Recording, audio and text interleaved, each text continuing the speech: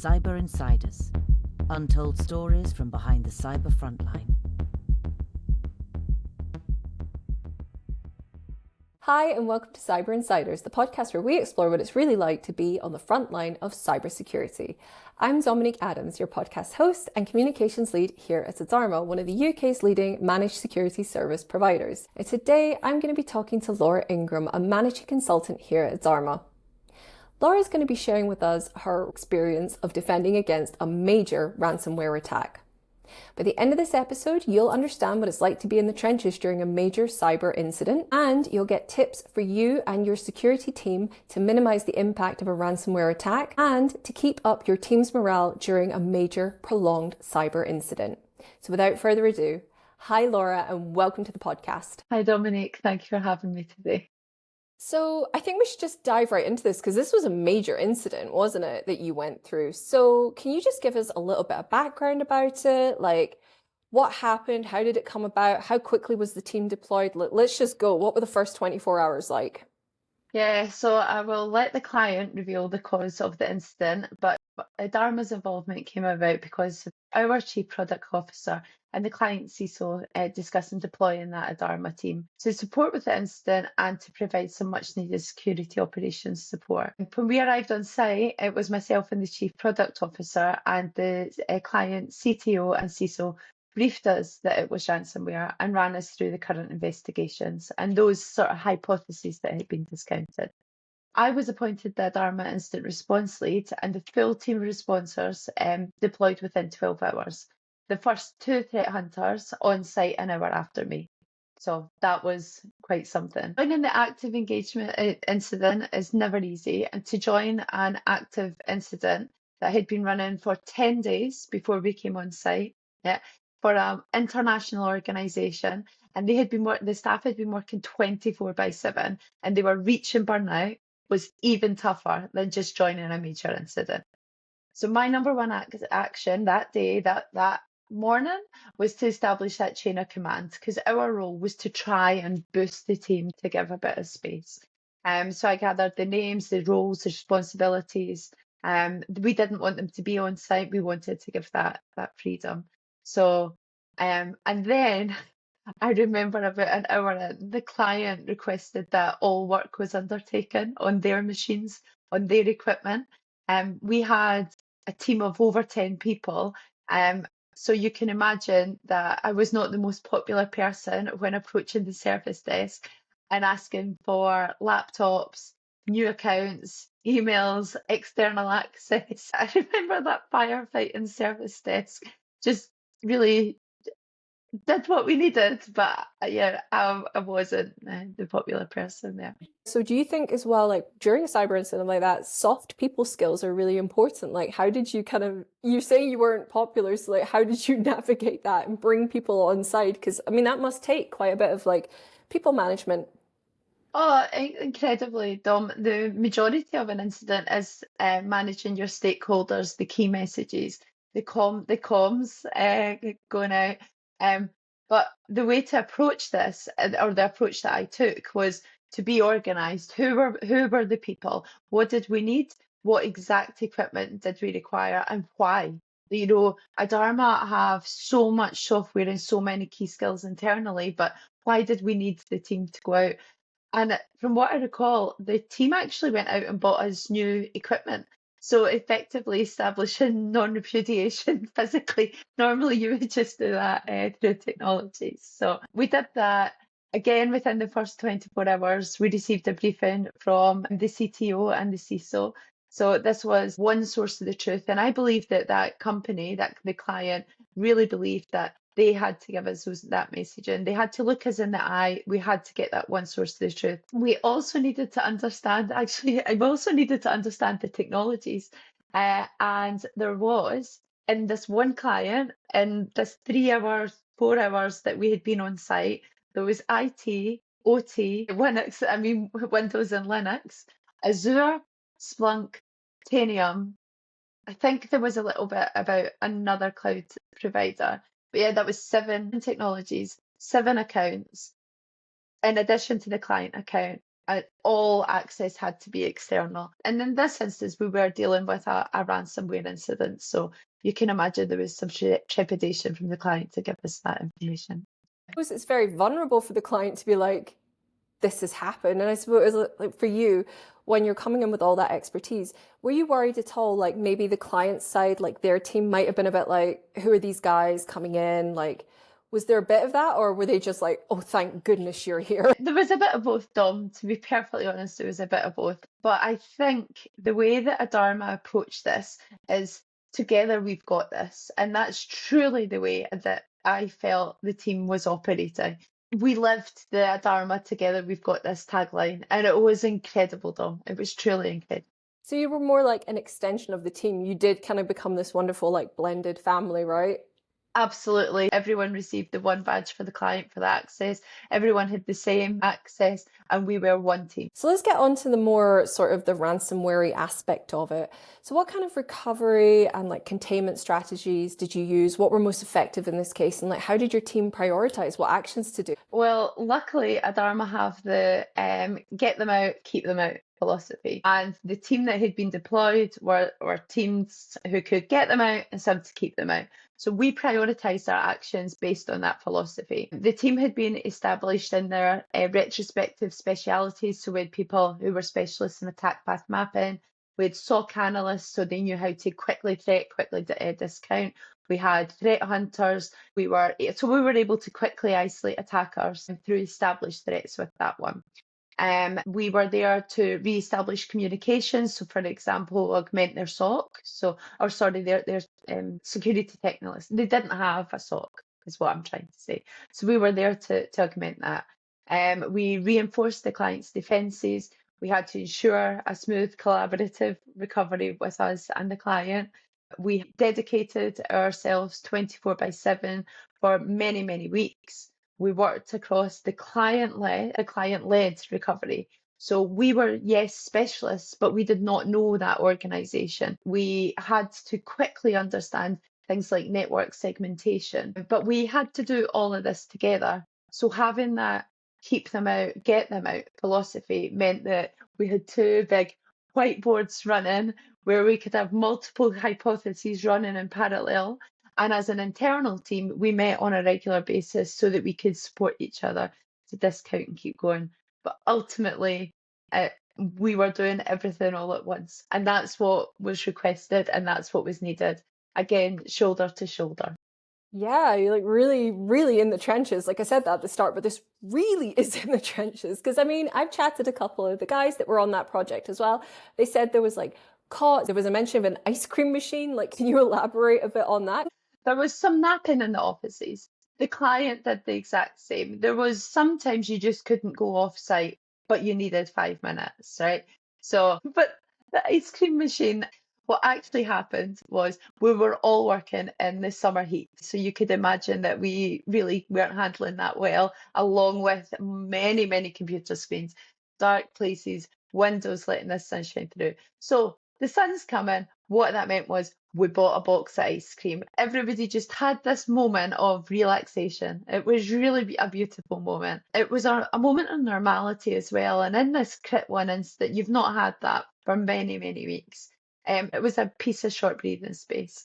Brings down your stress levels as well, and moods were boosted. So they took it upon themselves to install the ice cream machine. So I look at it as the weather was the instigator, Adarma was the enabler because we needed the sugar, and the client decided to make it a permanent feature. That's awesome. I love that story. I think as well, like that's important to know, like how it all kind of came together, and like maybe the client, they've seen like as well how important the well-being of their own internal security team is. Like I think sometimes you're doing such a technical job, maybe it's easy to forget the human behind the machine. Yeah, and I think that whole kudos goes to the client at this point because we'd spoken with our chief product officer. We saw what we could do. As I said, we deployed a multidisciplinary team. I was the lead across this, but the client did that because they were looking out for their team. So let's talk about the ransomware gang itself, because we don't need to name names or anything, but there's always that kind of controversial, like, do you engage with them? Did you actually communicate with them? Our role was not to do that.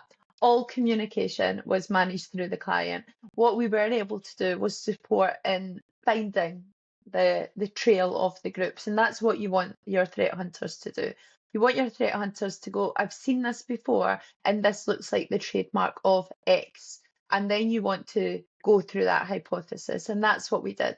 We were with the client, we were also with Microsoft Dart teams, and we were with the professional support from those technology providers that I mentioned as well. When we came across a very exciting hypothesis, Adarma augmented the team even further. So we had more experienced people, we had specialists in the, not that you could get more experienced, it was our level ones who were deployed in that team. But we had people who were more specialists in particular technologies, they were deployed. So we augmented as required as well. And that was, whilst not communicating with the ransomware gang, that is how we responded to, oh, this looks like X, and we built it up.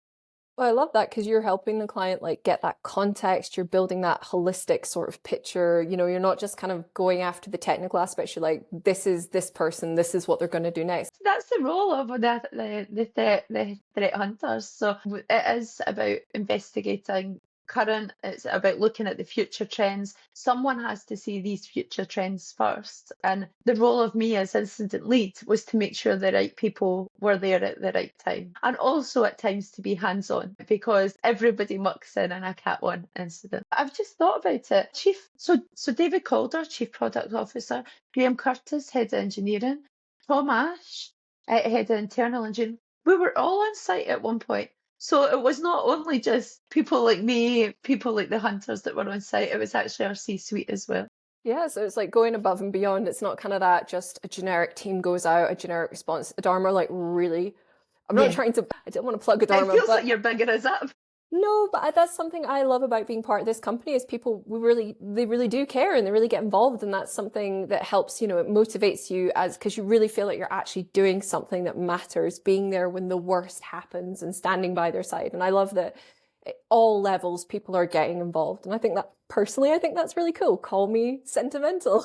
Tom, you're totally right. And again, this was when the first time that I really felt lived and breathed together, we've got this. Because you must admit, for some technical people, you think, oh, okay, what does that mean? But to live it, to be part of it, you see where the line came from. This is how Adarma responds to incidents. So during this incident, like during this ransomware incident, were there any moments that kind of stood out that were like curveballs that the gang maybe pulled that you weren't expecting, or was particularly sneaky during this particular attack? Well, all ransomware gangs are particularly sneaky. They've made it that they're in somehow and they've locked you out somehow. So they're all particularly sneaky. When I mentioned the Adarma get them out, one of the things, the philosophies that they had worked on was comms. So how do we make sure that that ransomware gang is not monitoring our comms? Fortunately, we had the Adarma threat hunters on team and they discovered exactly that the ransomware gang were monitoring all internal comms. So what the team did was quickly escalate. It was quickly gone through the sit rep, the chain of command that I mentioned that you must establish at the start. And we changed communication channels. I'm not going to reveal what it was, but we changed communication channels immediately. And again, that message went through the organization, all international channels that we stopped there. So effectively, we were able to get them out by no longer feeding them the information of what we were doing. That's a really important point you bring up actually for incident response and incident response planning is, do you have an alternative communication channel if your main ones become compromised? So I think that's really, really great point that you brought up. So thinking about future ransomware incidents, or anyone listening to this that is worried that they might go through a ransomware incident, and given that ransomware is on the rise significantly and they're becoming, like you said, they're really sneaky. So their attacks are becoming much more sophisticated. And I think, and certainly with the power of AI and automation, like it's access brokers, it's becoming so easy as well to launch a ransomware attack. So for people facing this, What are things that security teams should be aware of about ransomware attacks? What are some things that they can do in advance to minimize the impact of attacks? So if something does happen, it's not going to be as bad. So what would your advice be in that perspective? So what the team need to do is they need to take a deep breath. They need to treat a ransomware with the respect it deserves. And they need to remember that the villain got in somehow. So are they out? Are they still there? So get them out, keep them out. Must make sure instant response plans are current, and they must make sure that ransomware scenarios have been tested. Like with things like crisis simulations, they must be able to do these pieces of exercise. That will help you understand the clear communication channels, and it will also help you understand where your accurate response or your most detailed response needs to be. For example, do you need to augment your teams whilst you try to re-establish your organization and your business at this point? Um, Yeah. and I guess if you're at all unsure, engage specialists. So remember what this team did. Like what the client did was they augmented their services with the Adarma support. They made sure that their people and their systems had redundancy. Unfortunately, the best laid plans doesn't mean that you will not need to bring specialists in, but we worked side by side, and you should consider that as part of an instant response plan. So what would your advice be? So, we've kind of discussed what happens when there has been a breach. Ransomware's happened, the attack has happened, and then you have to really just deal with the situation. But for companies that really want to do as much as they can and do that due diligence, what can they do to ensure that they have done everything they can to stop, say, a major ransomware incident happening? What peace of mind can they give their customers that they're protecting that promise of cyber resilience for them and meeting their regulatory obligations? Well, this is fair, Dom. So I have worked in this field before. The team can perform a number of assessments. So are there SOC or are there security teams at their service desk performing and monitoring as full, as complete as they can? So things like SOC maturity assessments, those will provide you with an output of this is where your controls may be required to be augmented or where you're doing a really great job. Crisis simulations. So whilst there's tabletops through SOC and maturity assessments, they're detailed. There's nothing can really replace a real world events, but crisis simulations can replicate that. It can show you where there's potentially a failure, where there's a gap, where you might need to respond. And that's where your instant response plan would come in. Does your instant response plan match up to where that crisis sim said there was a failure? You need to be able to do your best to validate. You need to understand your third party chain as well. So supply chain attacks are often a route where ransomwares actually start. That can all be part of these assessments. And you need to treat the event with the respect it deserves, because often people think, oh, that's nothing. Oh, that's nothing. Your villain got in somehow. Think as well that you make a really good point there, that you're not just like your perceived safeness, you're actually your actual validated safeness, because perception is very personal. Maybe you think you're a lot safer than you are, but actually having someone come in and really test that and really put you to the test and go, well, actually here's what we go. And I think as well, so once you've kind of got that, it's then what do you do with that information? Like, how do you roadmap your way to success, I think is a good thing. But another thing, as you were talking, I was like, I suppose when you do things like a SOC maturity assessment, or you're looking at all your different, your endpoints, you're also kind of seeing the value of the things you've already done. Like, are you actually getting the value from those security investments in what you're doing? Or is there ways you can do it better? Is there a way to like maximize your efficiency? Absolutely, Dom. So you take these things, you take your SOC maturity assessment, you take your crisis simulation assessment, you take your potential your controls assessment that you've done yourself, you build it all together, and then you say, what does my future roadmap look like? Where do I need to improve my controls? You have you've got SOC, which is your detection. You've got instant response, which is your respond. Then you've got areas such as vulnerability, attack path. You've got and these areas all support your controls, because ultimately, at the end of the day, your regulator, if you have a regulator, wants to know you're doing the best to protect their information. So you need to take all these assessments and build a roadmap, really. Yeah. And then fix whatever's fix whatever's broken. Okay, well, I think we've covered like all the technical aspects. You've been really good about telling us what it's actually like to be on the ground during a ransomware incident. But like, what's something a company can do, like, internally themselves? What's something any company can do and should be doing to reduce their risk of a major cyber incident happening? Well, Dom, it's as simple as educating your people. So give the people, your people, your staff, the knowledge that they need. Such as your iPhone has updated and said you need to install the update. Encourage them to do that and tell them why they need to do that. Often organizations can run phishing campaigns themselves, tell their staff how to report it, encourage them to report it, because there's quite often the fear factor. Thank you so much for joining me today and sharing your thoughts. So I'll just say now to all our listeners, thanks for joining us. We hope you enjoyed this chat today. We hope you found it informative. And if you'd like to learn more about Adarma, or you want to discuss further any of the issues that were raised today in this episode, then please contact us at hello@adarma.com. We can also help you start road mapping your way to cyber maturity and stronger cyber resilience. So thanks for joining us. Take care and stay safe out there. Cyber Insiders. Untold stories from behind the cyber frontline.